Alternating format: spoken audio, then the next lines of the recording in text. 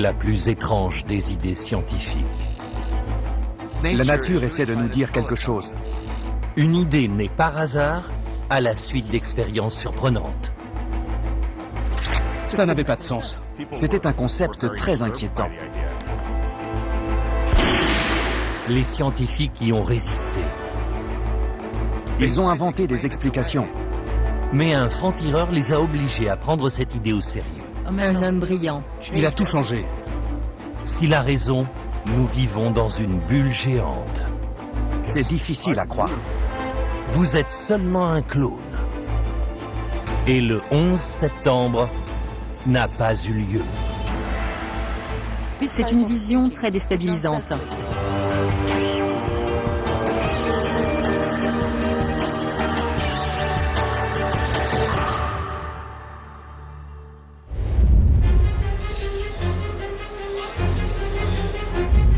Cet homme est sur le point d'entrer dans un univers parallèle. Pour aller à son travail, il traverse Grand Central Terminal, la gare de New York. Et soudain, tout change.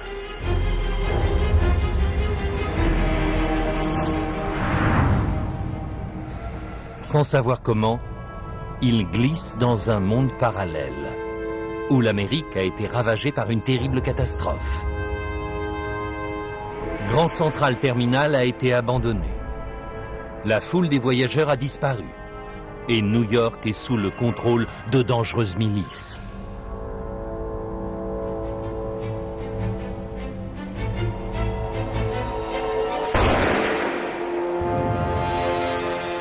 Puis, tout aussi inexplicablement, cet homme est de retour chez lui. Ou du moins le croit-il.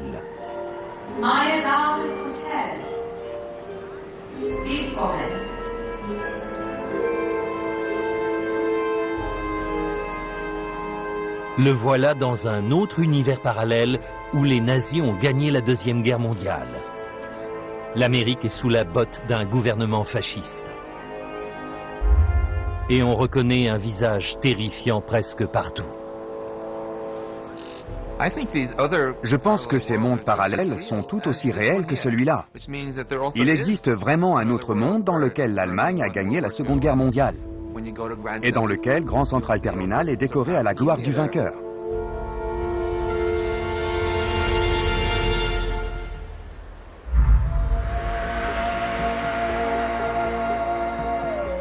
Très longtemps, les univers parallèles ont été tenus pour de folles spéculations. À présent, des scientifiques de renommée internationale affirment que ces autres mondes existent pour de bon. La réalité que nous voyons est seulement une réalité parmi un nombre infini de réalités. En physique, les chercheurs ont pris différentes directions qui mènent toutes à cette idée de réalité parallèle. On dirait de la science-fiction. Mais chaque univers dans lequel vivent les autres est aussi réel pour eux que notre univers l'est pour nous. Les plus récentes réflexions autour du Big Bang et de la naissance de l'univers, tout comme les découvertes sur la nature des particules subatomiques, ont placé les univers parallèles sous les projecteurs de la science. Les chercheurs ont inventé d'étonnantes façons de les visualiser. Envoyez les ballons! Et pour la première fois, des découvertes stupéfiantes pourraient bien apporter la preuve concrète de leur existence. Il existe de nombreux univers, et bien sûr, ils ont des interactions avec le nôtre. À l'instant où je vous parle, nous recevons des signaux. Alors, à quoi ressemblent les mondes parallèles? Pourrons-nous un jour les visiter? Et qui trouverons-nous sur place? On y rencontrerait un nombre infini de copies de vous et moi, identiques en tout point. Je voyage sans arrêt dans des univers parallèles.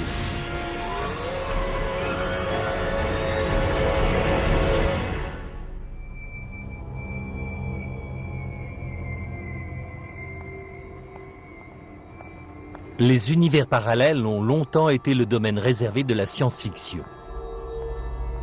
Le physicien renommé Lawrence Krauss a grandi dans cette idée. Qu'est-ce qui se passe? Je croyais venir pour une interview.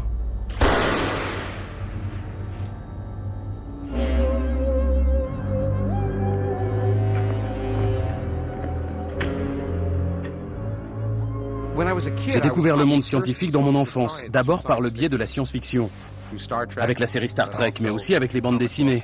Je crois que tout ça a inspiré mon imagination.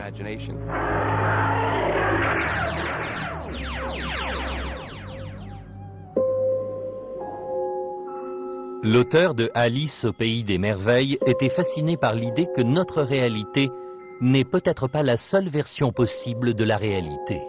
Et cette fascination persiste. L'existence d'autres mondes et de réalités alternatives est une constante de la science-fiction. On retrouve ça partout. L'idée qu'il existe autre chose au-delà de ce qui est visible. Quelle splendeur! Personne n'a jamais vu ça avant. Mais les univers parallèles tels que les conçoivent les scientifiques ressemblent-ils à ceux imaginés par la science-fiction? Ceux que nous avons découverts sont en fait encore plus magnifiques, encore plus exotiques, encore plus délirants. Les possibilités sont beaucoup plus diverses que celles qui ont été explorées dans la fiction. Vraiment? À quel point les univers parallèles découverts par les scientifiques sont-ils si délirants? Voici Max Tegmark.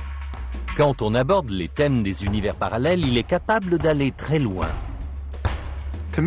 Pour moi, les univers parallèles ne sont pas juste une idée amusante que je lance pour provoquer mes collègues. Je suis certain que c'est comme ça que la réalité est organisée.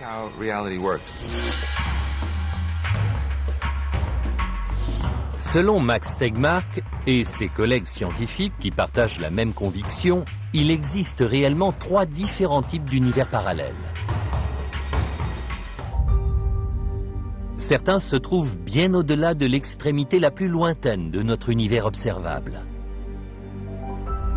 D'autres sont suspendus dans un paysage mystérieux rempli d'énergie obscure. On l'appelle le multivers.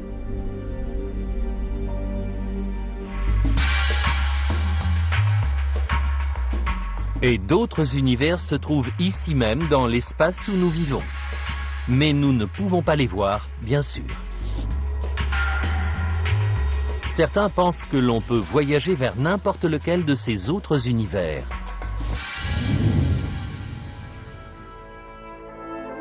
Mais il existe tant de versions de la réalité qu'il n'est même pas nécessaire de voyager. Dans un grand nombre d'entre elles, il y a déjà un autre exemplaire de vous-même qui est persuadé d'être vous. Si vous prenez 2 univers différents, et s'il existe un Max Tegmark dans chacun des 2, l'autre aura la conviction d'être le seul et que son monde est vrai. C'est symétrique. Le problème, c'est que ces 2 personnes-là ne peuvent pas communiquer.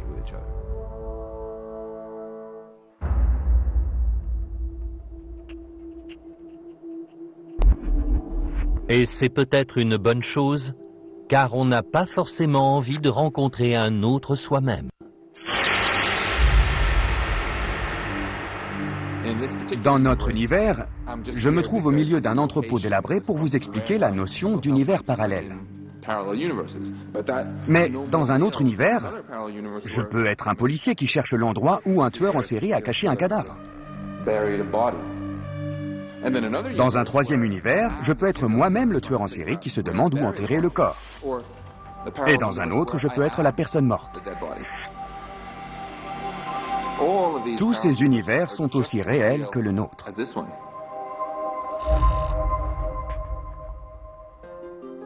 Selon des théories récentes, il pourrait même exister des univers dans lesquels vos souvenirs et vos rêves prennent vie.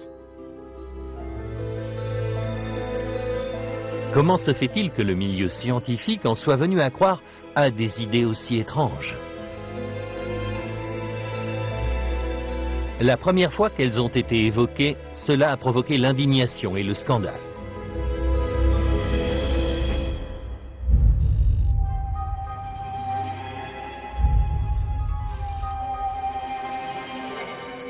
Dans les années 1870, une mode se répand en Europe et en Amérique du Nord.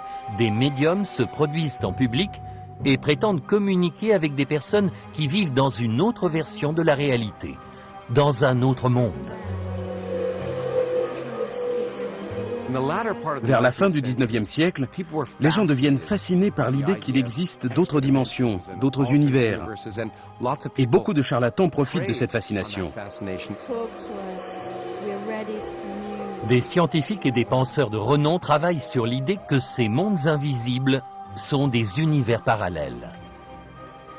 Beaucoup de physiciens de la fin du 19e siècle ont joué avec l'idée du surnaturel et du paranormal. Mais certains avaient la conviction d'être sur une piste sérieuse. Un des plus éminents scientifiques de l'époque est Sir William Crookes. Il mène des recherches scientifiques tout à fait sérieuses sur cette force invisible qu'est l'électricité, capable de faire irradier des objets métalliques et même de les faire bouger comme par magie.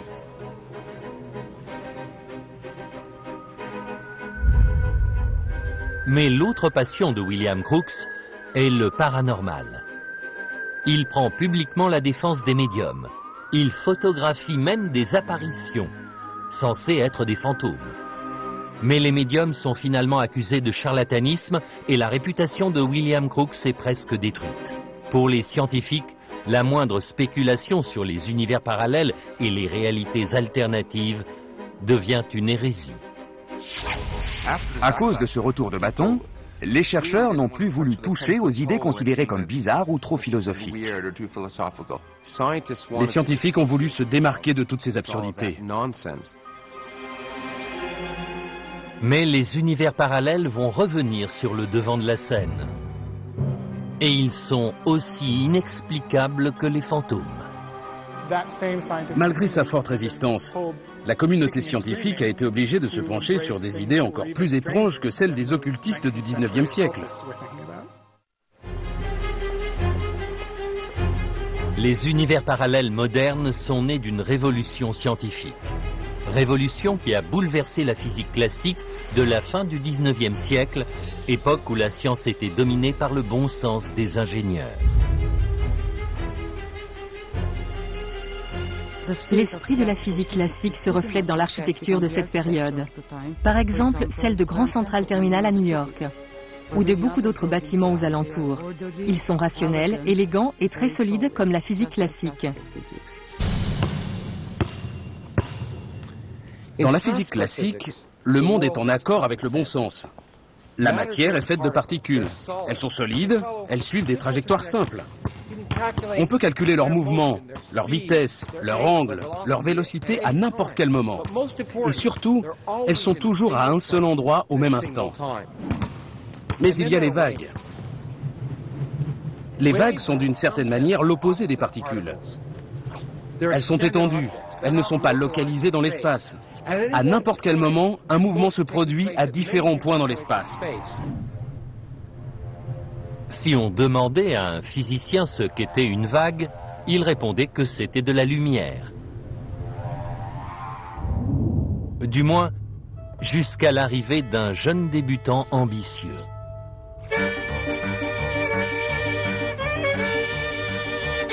Au début du XXe siècle, Albert Einstein consacre la plupart de ses loisirs à deux activités. Apprendre le violon et tenter de comprendre les résultats surprenants d'une expérience qui vient d'être menée en Allemagne.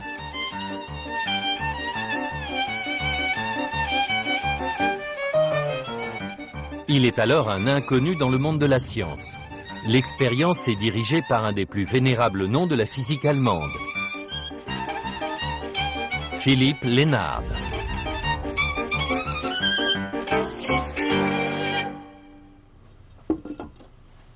Philipp Lenard veut explorer la nature de la lumière. Utilisant un dispositif inventé par le défenseur du paranormal, Sir William Crookes, il conçoit une des expériences les plus importantes de l'histoire de la science.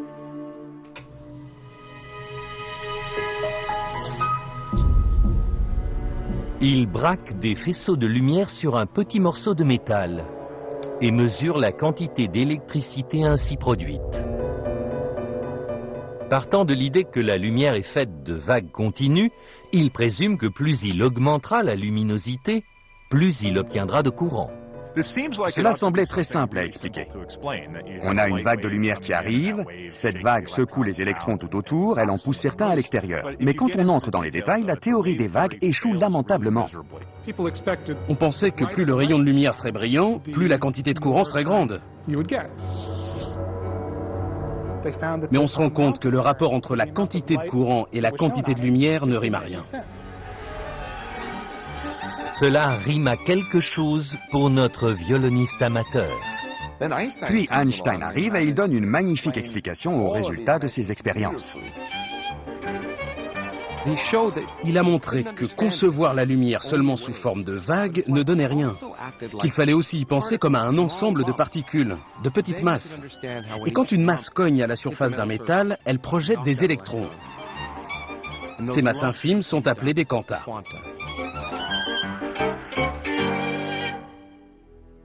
Einstein donne naissance à la mécanique quantique. Une révolution scientifique qui va mener directement à la notion d'univers parallèle. La nouvelle théorie donne du monde physique qui nous entoure une description inédite et stabilisante. Elle passe à l'échelle subatomique. La mécanique quantique a porté un coup très rude à la physique classique. Elle a montré que ces éléments ne formaient pas un ensemble cohérent. Cette très belle conception, qui était encore en vigueur au début du XXe siècle, devient fragmentée et incroyablement difficile à comprendre. Le monde quantique est différent. Il n'a pas de sens. Le problème n'est pas seulement que la lumière peut être à la fois une vague et une particule. Le contraire est vrai. Toutes les particules qui constituent la matière sont aussi des vagues et peuvent faire de nombreuses choses différentes en même temps. Elles peuvent apparaître de nulle part et disparaître sans prévenir. L'univers quantique est beaucoup plus étrange que l'univers classique. Dans l'univers quantique, on doit oublier toutes les notions de bon sens qui nous sont familières. La distinction entre particules et vagues se brouille. En fait, des particules peuvent se mettre à agir comme des vagues et des vagues comme des particules. On ne s'y retrouve plus. Ça donne une vision des choses schizophrénique dans laquelle tout ce qui est réel est à la fois une vague et une particule au même moment. Ce qui est encore plus remarquable, c'est que des particules peuvent se trouver à différents endroits en même temps. Comment une chose peut se trouver à plus d'un seul endroit à la fois? Cette conclusion bizarre est animée par une sorte de logique quantique. Toute la matière qui forme notre univers est constituée de particules. Mais les vagues n'ont pas d'emplacement fixe. Alors si toutes les particules sont aussi des vagues, on devine où cela nous mène. On ne peut pas vraiment dire qu'une particule est à un endroit ou à un autre. Elle peut être à deux endroits au même moment. Il peut sembler accessoire de savoir si une particule est davantage une particule ou davantage une vague. Mais en fait, cela remet en question l'idée qu'une chose est ici et pas ailleurs. Des expériences ont montré qu'une particule pouvait se trouver à plusieurs endroits à la fois. Et je suis constitué moi-même de particules. Alors, si elles peuvent se trouver à plusieurs endroits à la fois, moi aussi. C'est à partir de cette idée apparemment innocente que les univers parallèles sont nés. Car si les particules qui constituent la réalité se trouvent à plusieurs endroits à la fois, on peut imaginer qu'il existe différentes versions de la réalité, chacune avec ses propres événements historiques. L'histoire de l'humanité démontre que l'avenir dépend d'événements minuscules. On peut même dire d'événements quantiques. C'est stupéfiant que des événements microscopiques puissent être amplifiés jusqu'à changer le cours de l'histoire. Si le spermatozoïde qui a donné naissance à Hitler n'était pas arrivé le premier en des millions d'autres, la Seconde Guerre mondiale aurait pu ne pas avoir lieu. Et si certains neurones s'étaient comportés un peu autrement dans le cerveau de ce criminel, il aurait peut-être écouté ses généraux et aurait peut-être gagné la guerre. Il aurait suffi de quelques changements quantiques pour que New York soit une immense cité aztèque. Pour que la guerre de sécession concerne le sort d'une vaste population d'esclaves européens. Ou pour que la crise des missiles à Cuba se termine mal. Si on fait intervenir la mécanique quantique, ces hypothèses deviennent d'autres réalités possibles. Mais il reste un mystère. S'il existe de nombreuses versions de la réalité, pourquoi voyons-nous toujours le même et seul vaste monde autour de nous? Les pionniers de la mécanique quantique n'arrivaient pas à comprendre que les gros objets soient présents à un seul endroit, alors que les éléments dont ils étaient constitués, les particules, pouvaient se trouver à plusieurs endroits à la fois. Comment concilier le fait que les particules peuvent être à plusieurs endroits à la fois avec le choix d'une localisation unique? Une sorte de consensus s'est établi. Au lieu de résoudre le problème, on l'a caché sous le tapis. Personne ne prend au sérieux l'idée des univers parallèles jusqu'à ce que quelqu'un résolve ce mystère. Il fallait pour cela un extraordinaire rebelle de la science.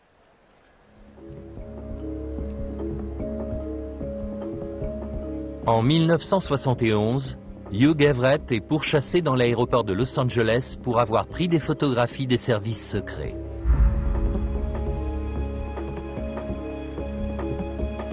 Le comportement d'Everett est de plus en plus excentrique, depuis qu'il a prouvé la réalité des univers parallèles. Hugh Everett était brillant, mais c'était aussi un homme plein de contradictions. La découverte de Hugh Everett représente une avancée aussi importante que les découvertes de Newton ou d'Einstein. Encore étudiant, il rédige un argumentaire définitif sur les univers parallèles qui a pour titre « Monde multiple ». Malheureusement, cette théorie, considérée comme délirante, brise sa carrière de chercheur. Il abandonne la physique, il accomplit différentes tâches pour l'armée et devient très amer. Il se met à boire et à fumer de façon très excessive. Il est mort d'une crise cardiaque à un âge relativement jeune. Une triste fin. Hugh Everett avait posé une question simple. Si chaque version de la réalité subatomique existe, comment se fait-il que l'on ne voit qu'un seul monde autour de nous? Il a fait preuve d'une perspicacité extraordinaire. L'interprétation la plus évidente de la mécanique quantique est celle d'Everett. Selon Hugh Everett, chaque fois que nous avons une interaction avec le monde qui nous entoure, par exemple quand nous l'observons ou quand nous cherchons à mesurer des éléments, nous provoquons une séparation dans l'univers et à l'intérieur de nous-mêmes. Bizarre? Oui.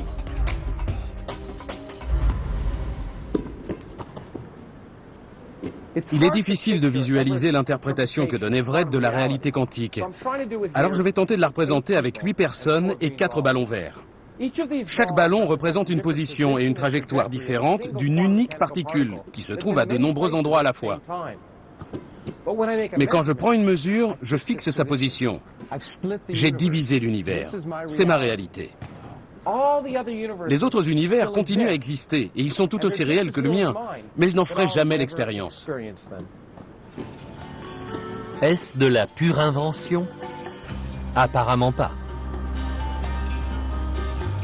Chaque fois que votre action a 2 résultats possibles, l'univers se divise. Et dans chacun des 2, tout est dupliqué. Il existe une version de vous dans cet univers qui perçoit un résultat et une autre version de vous dans un autre univers qui perçoit l'autre résultat. C'est une vision des choses très déstabilisante.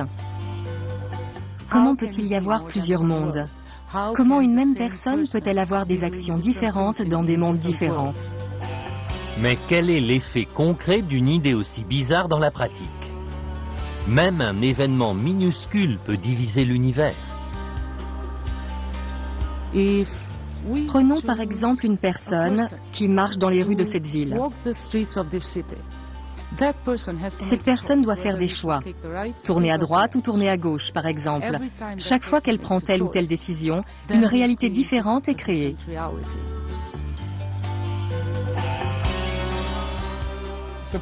Supposons que j'aille boire un café. Je vais peut-être hésiter entre un cappuccino et un café au lait. Il y a une version de moi qui prend un cappuccino et une autre version de moi tout aussi réelle qui prend un café au lait. Les deux boissons sont donc consommées, bien que personne ne boive les deux.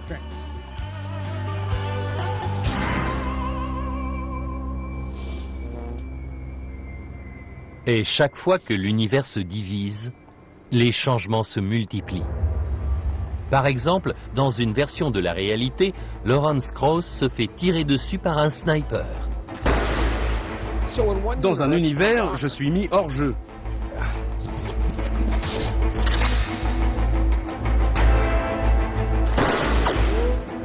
Mais dans un autre univers, le tireur me rate et je cours me planquer. L'univers est divisé. Dans l'un, je reste en vie, dans l'autre, je meurs. Puis je repère une arme sur le sol et l'univers se divise à nouveau parce que j'hésite entre tenter de répliquer et continuer à courir. L'univers continue ainsi à se diviser indéfiniment. L'arme n'est pas chargée.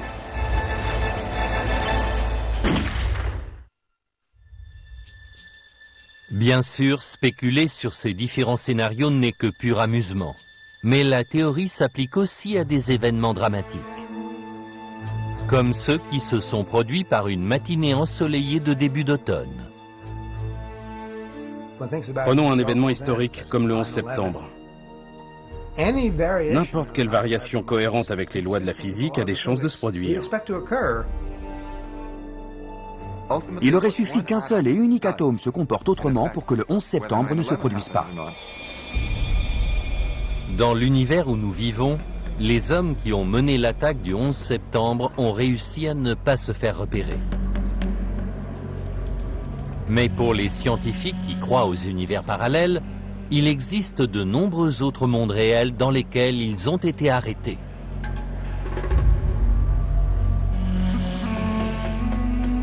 Ou alors, leur projet a été découvert avant même qu'ils ne le mettent en œuvre.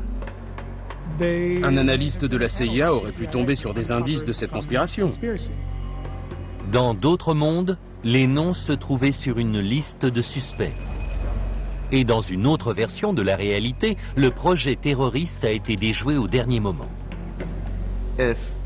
Il aurait suffi qu'un seul atome dans le cerveau d'un employé de la sécurité se trouve positionné autrement dans une synapse pour que cet homme décide de contrôler le terroriste qui se présentait devant lui.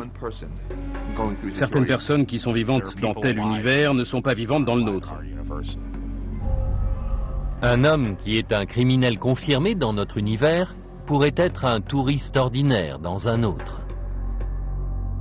Inversement, des jeunes extrémistes chrétiens seraient les comploteurs. Non seulement les scientifiques peuvent imaginer un nombre infini de réalités alternatives, mais en plus, ils les localisent à un endroit inattendu. En effet, les univers parallèles tels que les décrit la théorie des mondes multiples sont devant nous dans le temps et l'espace où nous vivons. Mais ils ne sont pas les seuls univers parallèles. Une autre théorie envisage l'existence de la même quantité d'autres réalités. Et ces réalités-là se trouveraient au-delà des étoiles.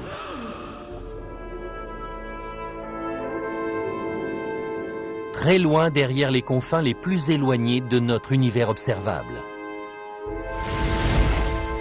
Il existe une planète sur laquelle vivent 7 milliards d'êtres humains. Cette planète est une copie exacte de la nôtre. Et elle n'est pas la seule. Il y aurait un grand nombre de planètes Terre identiques à notre Terre. Et identiques à toutes les autres planètes Terre que l'on peut imaginer. Des copies exactes de la Terre existeraient quelque part. Et on pourrait être certain que tout y serait organisé comme ici. Sur ces autres planètes Terre, il y aurait des copies de chacun d'entre nous fidèles jusqu'à la moindre molécule. Et si un jour quelqu'un a inventé un système permettant de voyager beaucoup, beaucoup plus vite que la lumière, on pourrait même aller voir sur place. Cette conclusion sidérante s'est imposée à la suite des recherches menées par cet homme, Alan Guth. Pendant des années, il a étudié avec application et discrétion le plus grand et le plus violent cataclysme de tous les temps.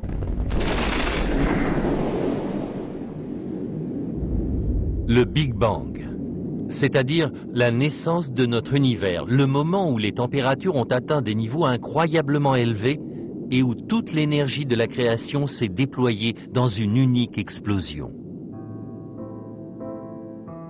Alan Guth a donné de cet événement la description la plus convaincante et la plus détaillée, en utilisant pour cela des bulles de savon.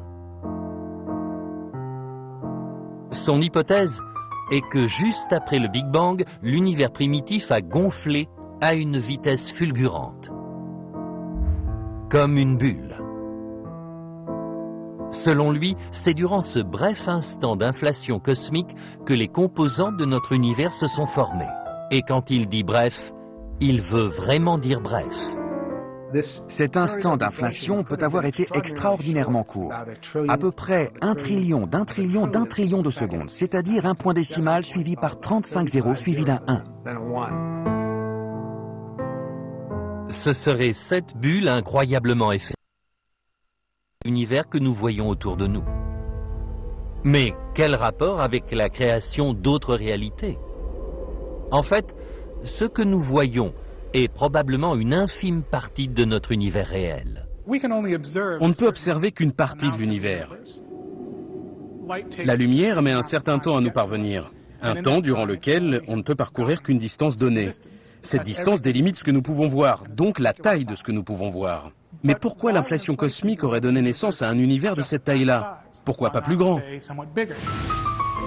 Très loin, au-delà des limites de l'univers observable, selon de nombreux scientifiques, s'étendrait un univers invisible qui serait beaucoup, beaucoup plus vaste. On ne peut pas connaître la taille de l'univers. Aussi loin qu'on puisse voir, il semble se prolonger. Une des possibilités, c'est que l'univers ne se termine jamais, qu'il soit infini. Et si notre univers est infiniment grand, une étrange hypothèse s'impose. La Terre et nous sommes constitués de particules. Ces particules sont assemblées un peu comme des jeux de construction attachés les uns aux autres. On peut présumer qu'il existe un nombre limité d'assemblages possibles de ces particules pour constituer ce qu'on appelle la Terre. Dans un univers dont la taille serait infinie, ce nombre déterminé d'arrangements d'atomes et de molécules finirait forcément par se répéter, donnant naissance à des copies de chacun de nous presque conformes, puis à des copies identiques. Une fois arrivé à court de possibilités, des combinaisons identiques se répéteraient. Si l'univers est littéralement infini, il existe donc forcément un nombre infini de copies de chaque chose. Si notre univers est infiniment grand, il y a quelque part une autre accumulation d'atomes qui ressemble exactement à la Terre, sur laquelle vit une créature qui me ressemble exactement, et cette créature a un chien qui ressemble exactement au mien. Tout ce qu'on voit autour de nous y est forcément dupliqué. Dans ces copies conformes de notre monde, les êtres qui vous ressemblent d'être vous. Ils ont vos pensées intérieures, vos souvenirs, et ce ne sont pas les seules copies physiques de vous qui rôdent quelque part dans l'au-delà.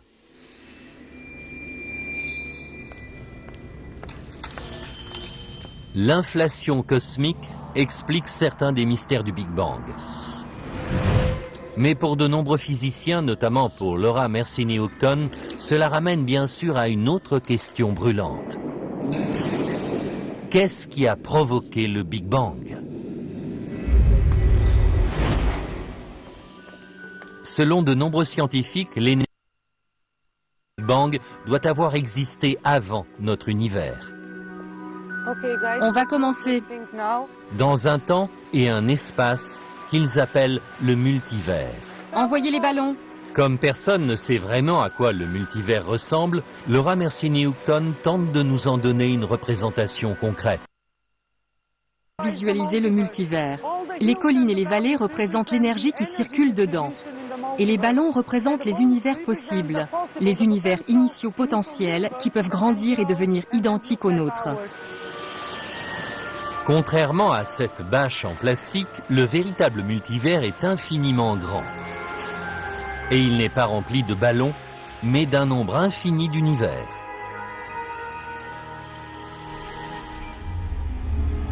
C'est un endroit inconnu, très étrange.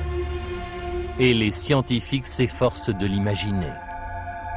Certains pensent qu'il pourrait ressembler à peu près à ça. Chacune de ces grandes bulles représente un univers aussi large et aussi complexe que le nôtre. Et chaque trou représente le moment d'un Big Bang. Mais en vérité, le multivers appartient à l'inconnu. Bien sûr, nous n'avons pas une idée très claire de ce à quoi peut ressembler le multivers. Ce serait assurément un endroit rempli de contorsions. Selon la relativité générale, l'espace lui-même peut se tordre. Et donc, cet espace et ce temps peuvent s'entrelacer de façon trop compliquée pour être décrite. On ne sait pas si ces autres mondes, ces autres univers extérieurs font partie du même espace-temps que le nôtre. Toutes les vallées de ce paysage d'énergie pourraient donner naissance à un univers. Le Big Bang a longtemps été considéré comme un événement gigantesque. Mais dans le multivers, il serait possible que les Big Bangs se succèdent sans discontinuer. La naissance de notre univers devient un petit événement quasi insignifiant, si elle a été précédée et suivie de la naissance d'une multitude innombrable d'autres univers. Certains ressemblent à notre univers, d'autres non. Mais la principale conclusion à en tirer, c'est que le nôtre n'a rien d'extraordinaire puisqu'il en existe tant d'autres. Quels sont, dans le domaine scientifique, les objets d'étude qui existent à un seul exemplaire? Rien de ce dont peuvent parler les scientifiques n'existe à un seul exemplaire, sauf peut-être l'univers. Mais pourquoi l'univers serait une exception? Ce processus, la création des univers bulles, se reproduit éternellement et génère donc un nombre infini de nouvelles bulles. Merci, vous pouvez arrêter. Si le multivers crée un nombre infini d'univers bulles, le même processus qui fabrique la matière dont sont faits nos corps et notre planète va se répéter indéfiniment. Votre vie est revécue à l'instant même quelque part dans le multivers.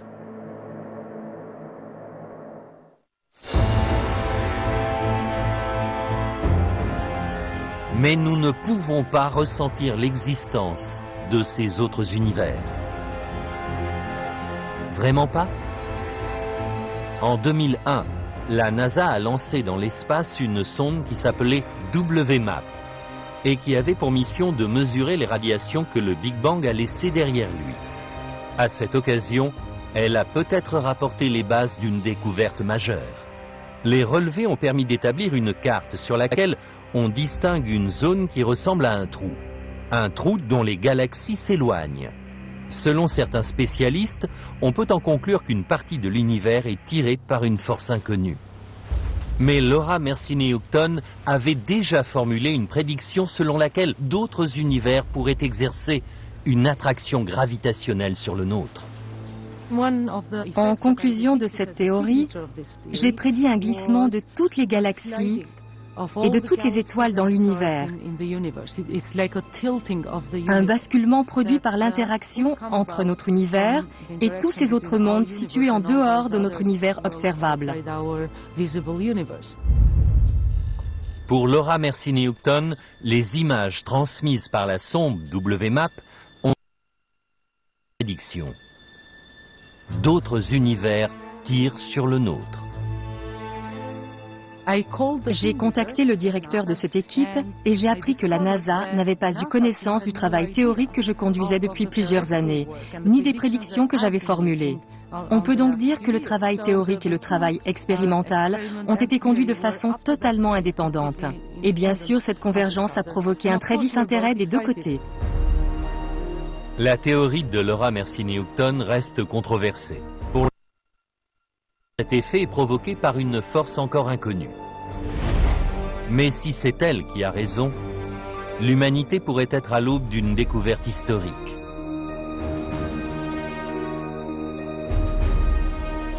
Nous ne pourrons peut-être jamais voyager au-delà de notre univers, mais nous voyons déjà l'effet que d'autres univers exercent dessus.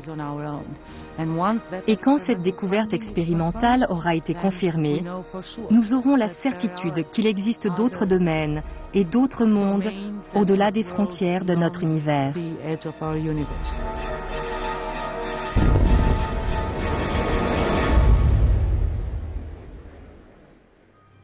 Cette confirmation ne serait pas seulement apportée par des signaux qui surgiraient des profondeurs de notre univers.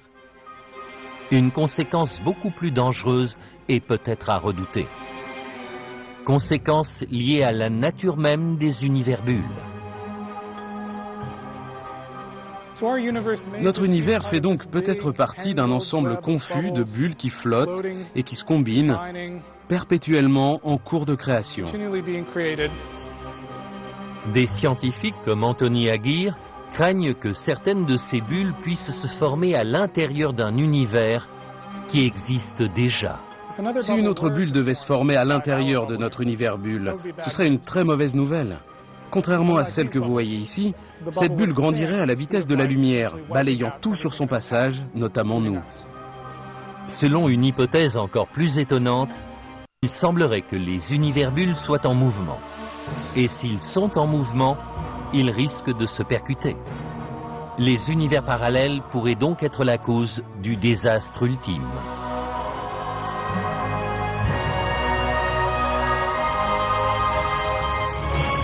Si la bulle se dirigeait vers nous, il se déplacerait à la vitesse de la lumière. Il ressemblerait à un immense miroir en expansion et il nous transformerait malheureusement en ce dont serait faite cette nouvelle bulle. Nous serions donc déchirés en petits morceaux. Les lois de la physique que nous connaissons et que nous aimons ne s'appliqueraient même pas.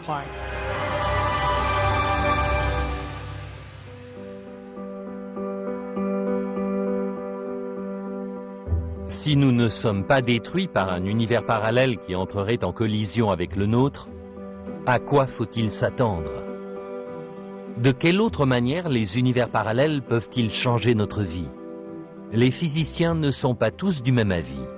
Un duplicata de moi-même évoluant dans un autre univers avec une histoire différente ne me ressemblerait pas davantage qu'un homme qui a des caractéristiques superficiellement similaires aux miennes et qui vit à l'autre bout de la planète. Finalement, je ne pense pas que cela change grand-chose à la façon dont je dois vivre ma vie. Mais l'idée qu'il existe des versions infinies de notre propre vie exerce sur d'autres scientifiques une attirance étrange. Je ne suis plus obligé de me voir comme un être isolé qui vit à un seul endroit. J'ai de nombreux frères dans l'inconnu, des copies de moi-même disséminées dans l'univers. Je suis présent partout, aussi étrange que cela puisse paraître. Cette idée m'incite à me prendre beaucoup moins au sérieux. À cette échelle-là, mes petits problèmes ne semblent pas si importants. Et la pression est moins forte. Je ne me sens plus obligé de réussir dans tout ce que j'entreprends, puisque je sais qu'il existe d'autres Max Tegmark qui réussissent là où moi j'échoue.